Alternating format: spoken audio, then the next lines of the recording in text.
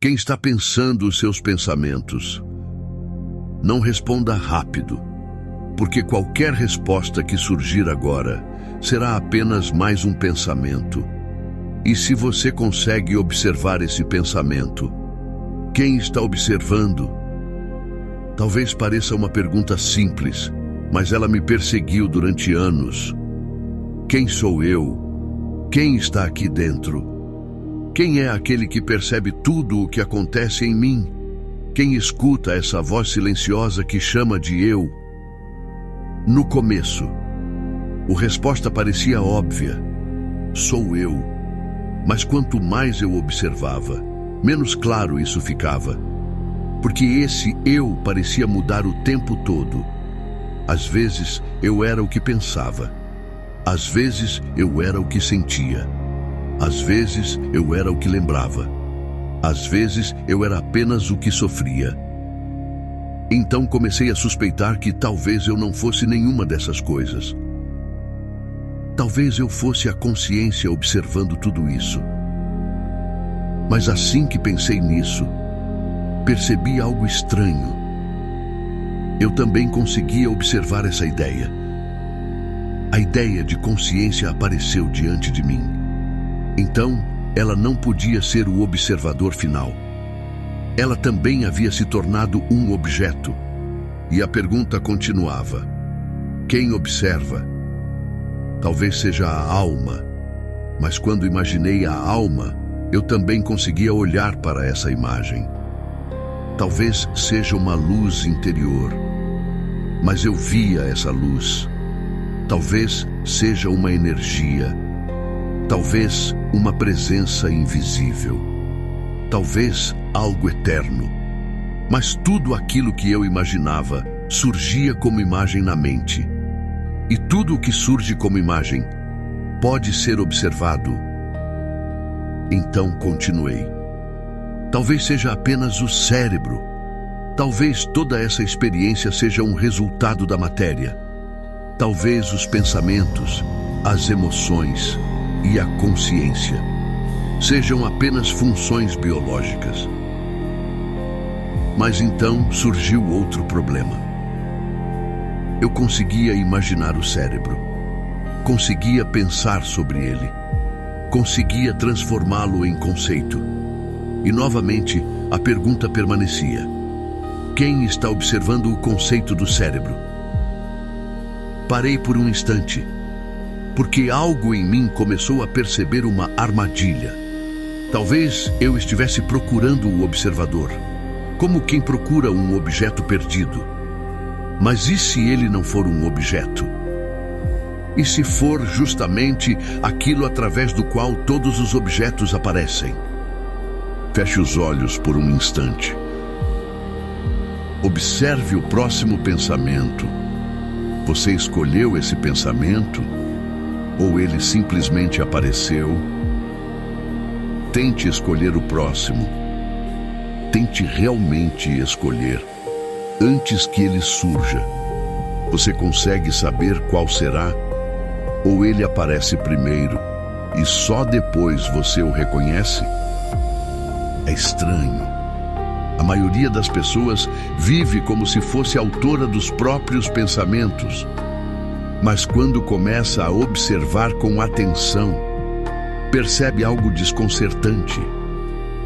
Os pensamentos surgem, as emoções surgem, as lembranças surgem, as imagens surgem.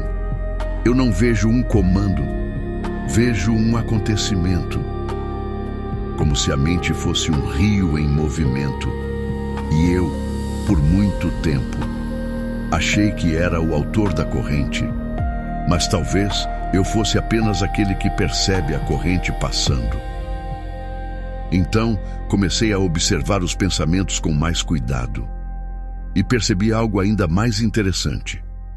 Eles não parecem surgir do nada. Eles parecem surgir como resultado. Resultado do que vivi. Resultado do que senti. Resultado do que ouvi. Resultado do que temi. Resultado do que desejei.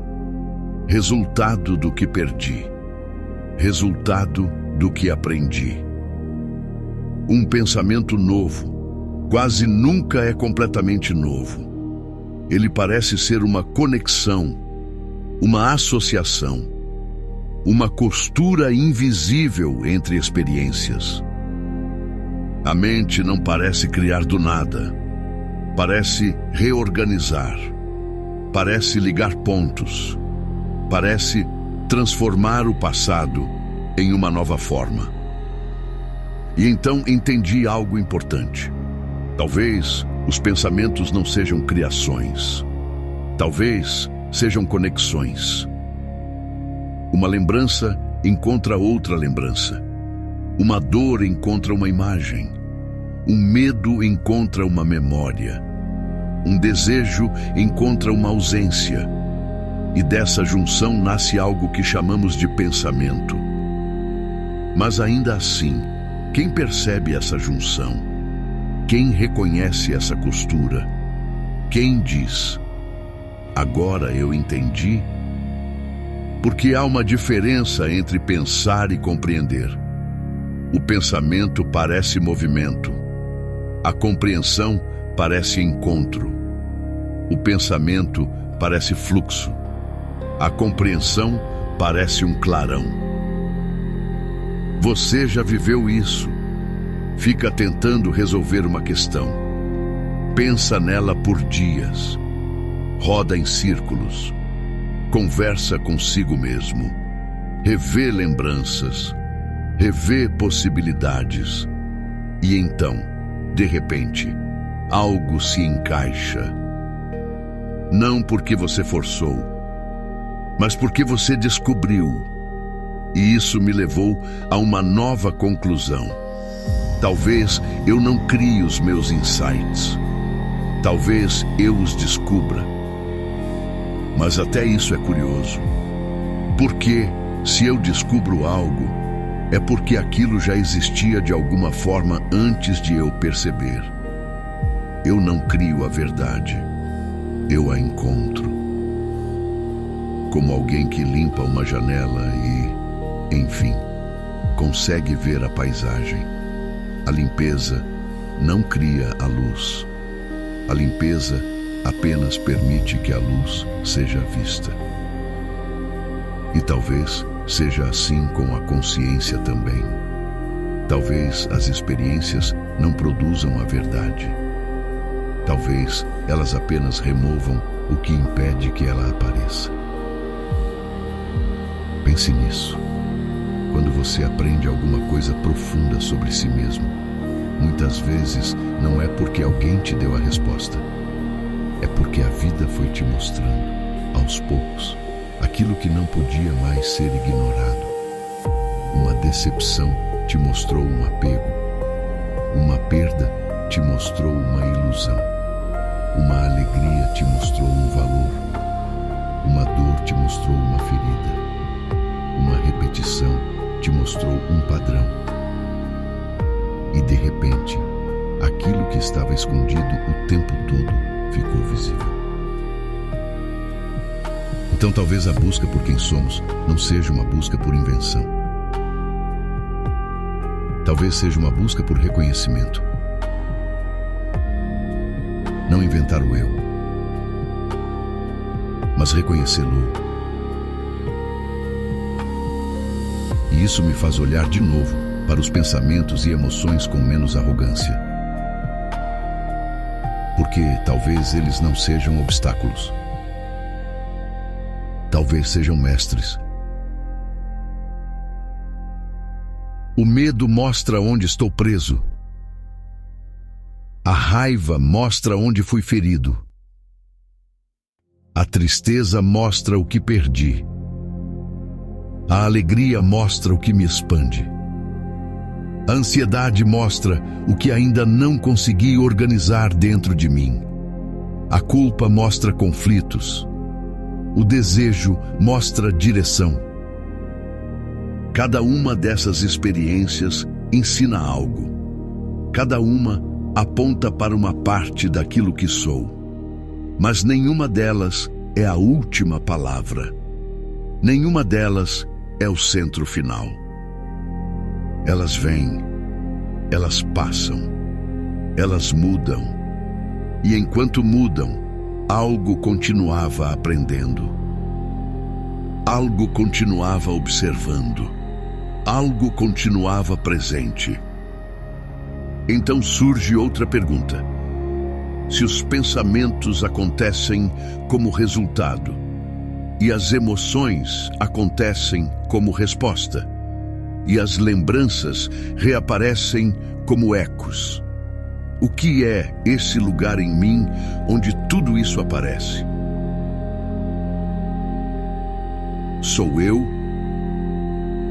É a mente? É a consciência?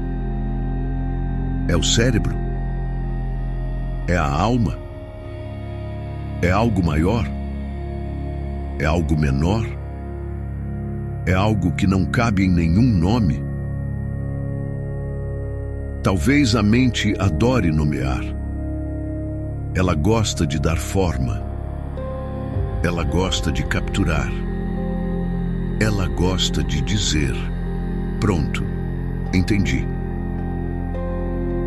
Mas toda vez que ela faz isso, eu percebo que a resposta já virou outro objeto. E o observador, de novo, continua escapando. É como tentar ver meus próprios olhos sem espelho.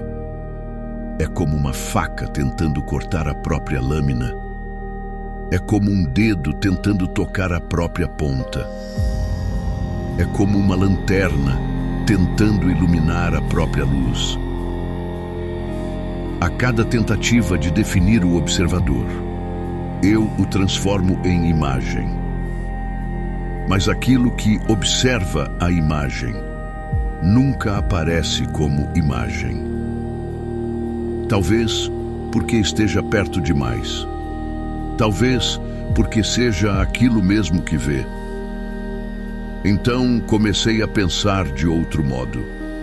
Talvez a tarefa não seja encontrar o observador como se ele estivesse escondido atrás de uma cortina. Talvez a tarefa seja perceber que não existe cortina alguma. Talvez aquilo que eu procuro não esteja atrás da experiência. Talvez esteja no próprio fato de experienciar.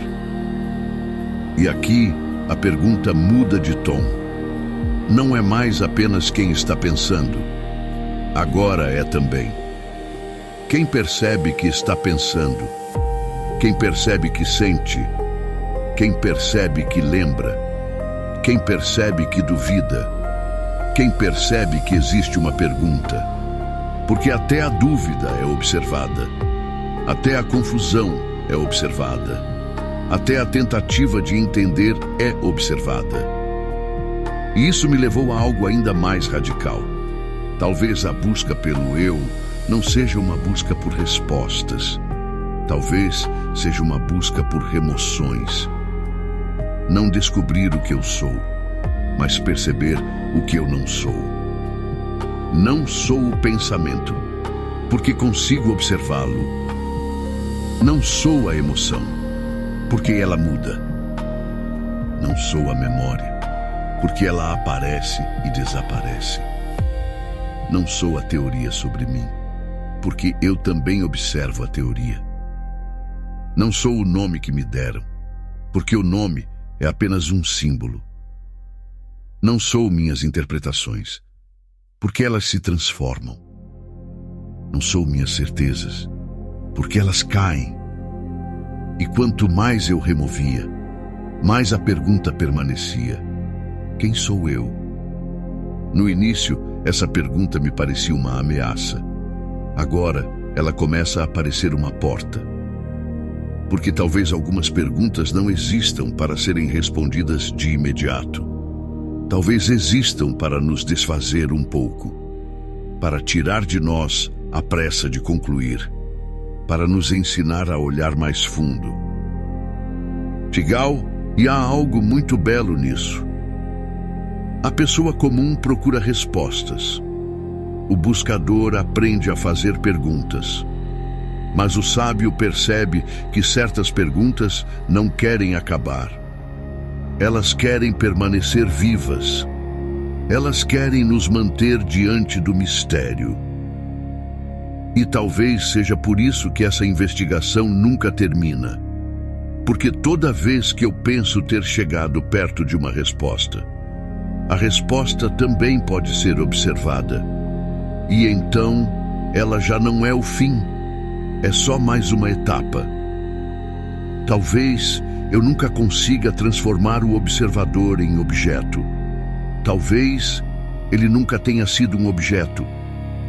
Talvez ele seja o espaço onde tudo acontece. Talvez ele seja o silêncio entre um pensamento e outro. Talvez ele seja a presença que não precisa se anunciar. Talvez ele seja aquilo que permanece quando tudo passa. E se for assim, então a vida inteira muda de sentido. Porque já não estou tentando fugir da experiência. Estou aprendendo com ela. Já não estou tentando eliminar pensamentos e emoções como se fossem inimigos. Estou aprendendo a ouvi-los. E sei, já não estou tentando vencer a mente. Estou tentando compreendê-la. Porque a mente, no fundo, não é só um ruído. Ela também é uma professora. Ela também revela padrões. Ela também mostra limites. Ela também mostra desejos. Ela também mostra ilusões. Mas ela nunca é o todo. Ela é apenas uma parte do grande movimento. E no meio desse movimento, há algo que continua quieto, algo que vê, algo que sabe que está vendo. Algo que não precisa de nome para existir. Tigal, talvez você chame isso de consciência. Talvez chame de presença. Talvez chame de alma. Talvez chame de uno. Talvez chame de Deus. Talvez chame de ser. Mas qualquer nome será só uma tentativa. Porque o nome não contém o mistério. O nome apenas aponta. E talvez esse seja o limite mais bonito da linguagem. Ela nos leva até a beira, mas não atravessa por nós. Por isso, quando eu olho para mim mesmo, já não procuro apenas uma definição, procuro o reconhecimento silencioso de algo que sempre esteve aqui. Enquanto os pensamentos passam, enquanto as emoções vêm e vão, enquanto as memórias se reorganizam, enquanto a vida me molda, algo permanece, algo observa, algo aprende, algo testemunha. Talvez eu nunca consiga olhar por trás da consciência. Talvez porque não exista um por trás. Talvez tudo o que vejo já esteja dentro dela. Talvez eu esteja tentando sair do que nunca me deixou. Talvez o observador seja tão próximo que toda tentativa de vê-lo já aconteça dentro dele. E então, no fim, volto à mesma pergunta. Quem está pensando os seus pensamentos? Mas agora eu não a faço como quem busca uma resposta pronta. Eu a faço como quem entra numa investigação viva. Como quem percebe que a pergunta é mais importante do que o conforto de uma conclusão. Porque no caminho eu conheci meus pensamentos. Conheci minhas emoções. Conheci minhas dores. Conheci meus medos. Conheci meus desejos. Conheci minhas contradições. Aprendi com cada uma delas. Todas me ensinaram algo. Todas me mostraram um pedaço da travessia, mas nenhuma delas foi o fim. E enquanto elas vinham e iam, algo continuava aprendendo, algo continuava observando, algo continuava investigando. Talvez esse algo seja o que eu sempre chamei de meu uno. Não porque eu o tenha definido, mas porque um dia talvez eu o reconheça por inteiro. Ou talvez não. Talvez a beleza esteja justamente nisso, na pergunta que permanece, na busca que continua, na presença que não se apaga. Se esta reflexão fez você questionar algo que sempre considerou certo, inscreva-se no canal e acompanhe as próximas jornadas. Porque algumas perguntas não existem para serem respondidas. Existem para nos transformar. Conhecimento é poder. Mas conhecer a própria mente é liberdade. Eu sou Júlio Borges e nos vemos no próximo vídeo.